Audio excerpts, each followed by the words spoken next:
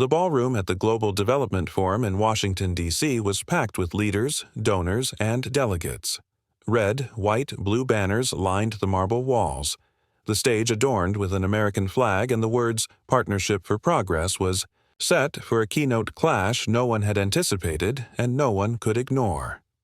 Donald Trump was already at the podium, hands gripping the edges, chin slightly raised, voice booming. Cameras were rolling live worldwide. America has done more for this world than any other nation. We've fed nations, built roads, defended freedom, he roared, and some still dare to bite the hand that feeds them. Then he looked directly toward the reserved row of African delegates. The cameras followed his gaze. "You should be grateful," he barked, tone sharp as steel.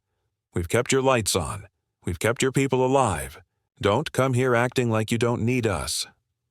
Silence. The room shifted uncomfortably. And then, from the shadows, Ibrahim Traoré stood up, wearing a simple tan tunic and no tie. He didn't stride with force. He moved like a man who had already measured the weight of this moment. Quietly, deliberately. His presence made the silence heavier.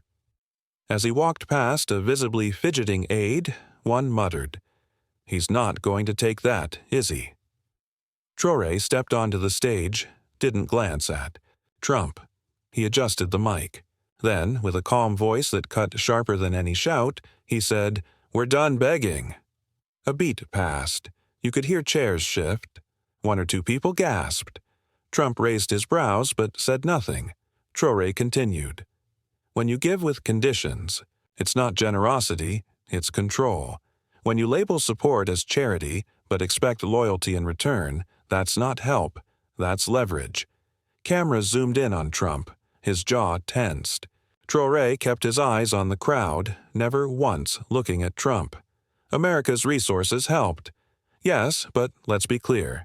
We paid for them with sovereignty, with silence, with obedience, and we're done buying that deal. No applause. Not yet. The audience didn't know if they were witnessing a speech or a storm, and that was exactly how Traoré wanted it. Trump's lips curled slightly. He wasn't used to being answered, let alone dismissed with such poise. The silence that followed words wasn't emptiness. It was tension, thick, uncomfortable, electrified. Trump leaned toward his mic again. "Let me get this straight," he said, voice laced with sarcasm. "We give billions in aid, open up trade routes, provide military protection, and now the guy in sandals is telling us we're the problem." A few polite chuckles echoed from the back of the room. Not many. Traoré didn't flinch. He waited, then took one step closer to the podium, standing inches from Trump. "I wear sandals because I walk among my people." "You wear walls," he said quietly. "That's the difference." The moderators scrambled. One tried to intervene. "Gentlemen, perhaps we can return to the discussion on sustainable partnerships." Traoré raised a hand, not to silence but to claim his moment. "You don't get to rewrite the deal anymore," he said, looking not at Trump, but directly at the audience, the leaders, the analysts, the students, watching on live streams from around the world. "For decades, we've signed contracts written in your language, structured on your terms, enforced by your institutions. When we win, we owe you interest. When we lose, we owe you loyalty. That ends now." A murmur spread across the room. One European delegate whispered, "Is this a new non-aligned movement?" Trump stepped back, squinting. "You're playing tough now, but let's not forget without U.S. aid, some of your countries would collapse." Traoré turned slowly. Maybe we would have collapsed, but maybe we'd have rebuilt our way without the strings." The American delegation shifted nervously. The forum was no longer a conversation. It had become a reckoning, and the world was watching. The moderator, clearly rattled, adjusted his earpiece. "Let's return to the economic discussion," he said, trying to reframe the tone. "President Traoré, you mentioned sovereignty. What alternatives do you propose to international aid?" Traoré took a breath. "Let's talk about debt," he began. "But not just financial debt. The kind of debt that isn't written in World Bank contracts. The one carved into the soil of my continent." The room quieted again. Trump folded his arms, smirking as if bracing for another history lecture. "Where I come from," Traoré said, "we inherited more than borders. We inherited broken systems shattered by foreign interests. Colonization didn't just take gold. It took farmers and turned them into laborers. It took knowledge and replaced it with dependency." Trump raised a brow. "Are we talking about history class now?" "No," Troy said without turning. "We're talking about receipts." He pulled a small document from his coat pocket and unfolded it. It wasn't flashy, just a copy of an old agreement. Burkina Faso, 1962. A cooperation treaty signed under duress pledging resource exports to France in exchange for technical support. This, Tory said, lifting it, is the model the world copied. You renamed it aid. You called it investment, but it was always designed to keep us reliant. A hush fell over the delegates. The screens above zoomed in on the faded ink. A date, a signature, a promise never questioned until now. And still, he continued, "We were told to say thank you." Trump leaned toward the mic again. "We didn't sign that treaty. That's not America's fault." "No," Traoré agreed. "But America perfected the system. You didn't build the chains. You just made them global." Gasps, audible, unfiltered. Even members of Trump's delegation looked uncertain now. "We're not ungrateful," Troy concluded. "We're awake." The silence was no longer one of shock. It was recognition. And on every screen, every live stream, young, Africans, Latin Americans, and Southeast Asians were watching and nodding. Trump's tone hardened. "So now America's the villain," he snapped, his voice echoing in the hall. "We've rebuilt cities after disasters, fought terrorism shoulder to shoulder with your troops, and led global development. And this," he gestured broadly at Traoré, "this is the thanks we get." Traoré tilted his head slightly like a teacher confronting a student's tantrum. "We never asked for pity," he said. "We asked for respect." The phrase lingered in the air. One delegate from Kenya tapped the table softly like a silent applause. A South American official nodded subtly. The tectonic plates of global power, once thought immovable, were shifting right there in front of everyone. Trump wasn't finished. He jabbed a finger toward Traoré. "You're young. You don't understand how the world works. It's complicated. It takes more than ideals and slogans." "I agree," Troy replied calmly.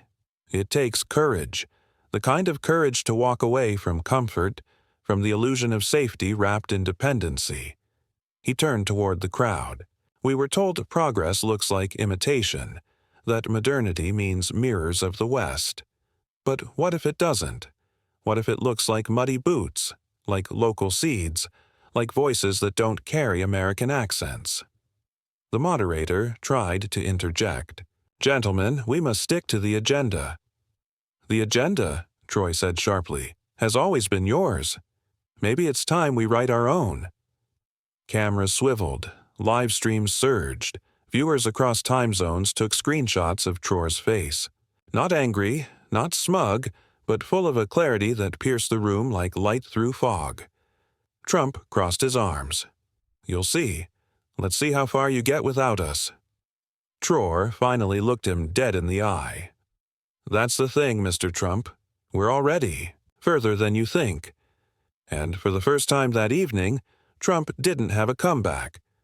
Traoré turned back to the audience, letting the weight of his last words settle. "There comes a time," he said slowly, "when silence becomes betrayal. Not to others, but to ourselves." A quiet use of agreement rose from a few African delegates. Trump scoffed, arms still crossed. "Spare me the speeches," he said. "I've sat across from dictators and dreamers.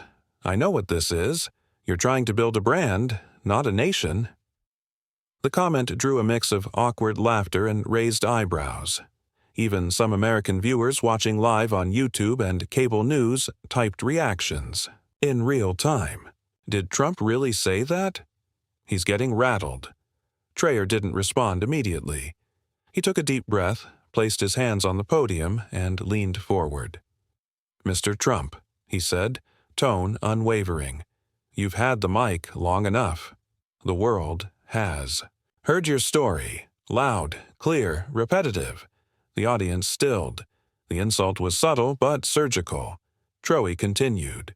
"But now a new generation is speaking. Not to ask for permission, not to imitate, to redefine." A Palestinian delegate leaned in, whispering to his colleague, "He's not just talking about Africa anymore." "You once said," Traoré added, "that America makes deals, that the art of the deal is about leverage, but some of us, we're not looking for deals anymore.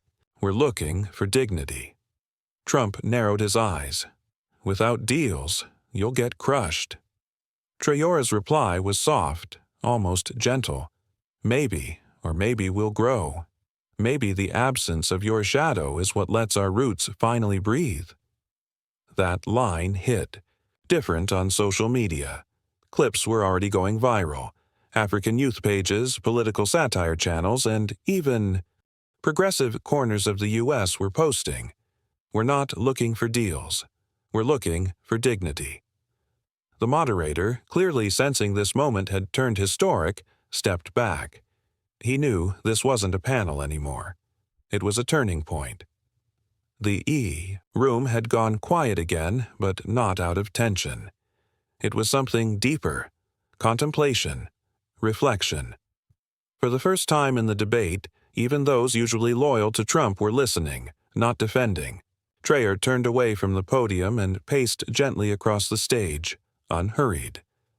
"When I was 9, he began. Our school received its first set of textbooks. Donated, all written in French, all printed in 1984.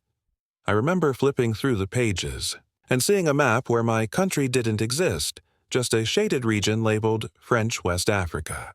He paused. Even our names were missing. The silence grew heavier. "We never chose silence," he said, lifting his gaze. "It was chosen for us. Imposed, then marketed as generosity." Trump shifted in his seat, visibly uncomfortable. "You should be thanking us. Those books came from nations that care. They came from nations that needed us to stay behind," Traoré corrected. "So you could stay ahead." A stir of movement swept through the audience. This wasn't just political posturing. It was personal. "Mr. Trump," Traoré continued, "you speak of strength. But I've seen real strength. A mother rationing 1 cup of rice for 6 children. A teacher with no chalk writing lessons in dust on a wall. You can't sanction that kind of strength. You can't threaten it." Trump leaned in again. "You think tough talk makes you a leader?" "No," Traoré said, turning toward him. "But truth does." It was then that something unexpected happened. A young woman from the audience, a Ghanaian student in the international section, stood up and began clapping. Alone at first. Then others joined slowly, reluctantly. Then with certainty the sound rose like a wave. Trump looked around. For the first time, the stage wasn't his. The spotlight had moved, and Traoré didn't even seem to want it. As the applause quieted, the moderator leaned toward the mic but didn't speak. His eyes scanned the room. Something had shifted. Not just in tone, in power. Trump tried to reclaim control. "Let's be real," he said, his voice louder now. "Every nation in this room still calls Washington when things go wrong. You want to play tough? Fine. But when the floods come, when the coups happen, when you need money, you call us." The room flinched, and for a moment Traoré said nothing. Then he walked slowly back to the podium, hands at his sides. No notes, no script. He looked at Trump and passed him right into the camera into millions of homes. "We've called," he said, "for decades. And every time we paid for the help with sovereignty with silence, With approval of wars, we never started. He stepped forward. We don't want a seat at your table anymore. Gasps, eyes widened. Traoré held firm. We're building a new table, one that doesn't wobble every time someone dares to speak without your accent. One where value isn't measured by GDP, but by how many. People can sleep with dignity. Delegates shifted. Murmurs built like a tide. From Senegal, from Malaysia, from Bolivia. Quiet voices long ignored suddenly stood straighter. Trump rolled his eyes. This is fantasy. Idealism. The real world doesn't work that way. Traoré nodded. You're right. The real world doesn't work that way, but the new one will. Claps erupted. Not just polite applause, but thunder. On TikTok, Twitter, and international streams, hashtags exploded. Ikornutable Nikarhwak Tory versus Trump, Yihak Weary Unbegging. And inside the hall, as the noise rose, Traoré didn't smile. He didn't grandstand, he simply stepped back and let the echo of his words do what decades of diplomacy never could. He just invited the world to rethink the rules. As the hall buzzed with the aftermath of Traoré's declaration, Trump leaned forward, arms braced against the table. He wasn't used to being outshined, especially not by a man half his age and from a country many Americans couldn't find on a map. You know what bothers me? Trump said loud enough for the mic to pick up. It's not your ambition, it's your arrogance. Traoré turned toward him slowly. And you mistake our dignity for arrogance. Trump pressed on. You talk about respect. Well, respect is earned. We built the roads, the aid programs, the international courts. And we buried the bodies, Traoré said sharply. The air snapped. You could hear it. Every diplomat in the room stiffened. Traoré stepped forward again, eyes locked on Trump. You built systems, yes, but you designed them to serve you first, to favor those who could afford to buy influence. And when nations tried to stand, you called them unstable. He gestured broadly to the room. Respect is not a loan. It's a right. You don't hand it out in return for obedience. The American delegation fidgeted. Trump's team looked uneasy. They had expected a sparring partner. They got a storm. You say you built the world order. Traoré continued. Then look around. It's crumbling. Not because of us, but because people finally see the scaffolding was always hollow. Outside the chamber, crowds had started forming. In cities from Accra to Atlanta, people were watching, tweeting, debating. This wasn't just policy anymore. It was poetry, political theater, a televised revolution. Trump slammed a palm on the table. You'll regret pushing us away. Traoré's response was cool. We've already survived without you. Regret belongs to those who think power lasts forever. Trump leaned back, face tight, jaw flexing. The silence between the two men stretched, neither one willing to break eye contact. Around them, the room watched with the intensity of a global referendum. Traoré didn't raise his voice. He didn't need to. You talk like history is yours, he said, as if it began when you arrived and ends when you leave. Trump laughed bitterly. You wouldn't even have that microphone if it weren't for us. Traoré tilted his head. Maybe, but the mic is in my hand now. A few diplomats chuckled, not mockingly, but knowingly. Something was unraveling. Something old. We're not asking to erase history, Traoré continued. We're asking to stop being erased from it. He turned to the hall. This isn't about America losing. It's about others finally stepping forward. Not to replace, but to coexist, Trump scoffed. Empires don't share power. No, Traoré replied. They fall. And then, almost like a whisper, what rises after matters more. The words hit like a prophecy. Suddenly, the screens in the media booth lit up with headlines. Traoré challenges American legacy. UN speech sparks global dialogue on power, justice, and respect. African leader flips the script on Trump. In Burkina Faso, watch parties erupted. In cheers. In New York, commentators scrambled to analyze. In Washington, aides whispered in corridors. But in that room, nothing mattered more than the pause that followed Traoré's words. Trump leaned forward one last time. "This isn't over." Traoré nodded once. "No, Mr. Trump, it's just beginning." And for the first time all evening, Trump didn't speak. The hall stood still as Traoré stepped away from the podium. No theatrics, no raised fist, just calm, deliberate steps. But the silence he left behind rang louder than any speech Trump had given. The moderator finally spoke. "Thank you, President Traoré. Thank you, President Trump. This concludes our session." But no one moved. Outside, the world was on fire, not with chaos, but with conversation. News outlets interrupted their usual broadcasts. TikTok was flooded with clips. Young voices from Nairobi to New York captioned his words. "We're done begging. What rises after matters more." In Washington, analysts scrambled to respond. "It was a slap in the face," one said. "A reality check," said another. Meanwhile, Trump, now backstage, was pacing. His aides avoided eye contact. He grabbed a bottled water, then turned to his press secretary. "Set up an interview. I want to explain what just happened." But no amount of spin could rewrite the moment. Traoré hadn't humiliated Trump. He had redefined the room. In another wing of the building, Traoré sat quietly. An aide handed him a phone. Thousands of messages poured in. Heads of state, civil society leaders, activists. One stood out from an African student in London. "For the first time, I felt represented, not as a charity case, but as an equal." "Thank you." He smiled faintly, then stood.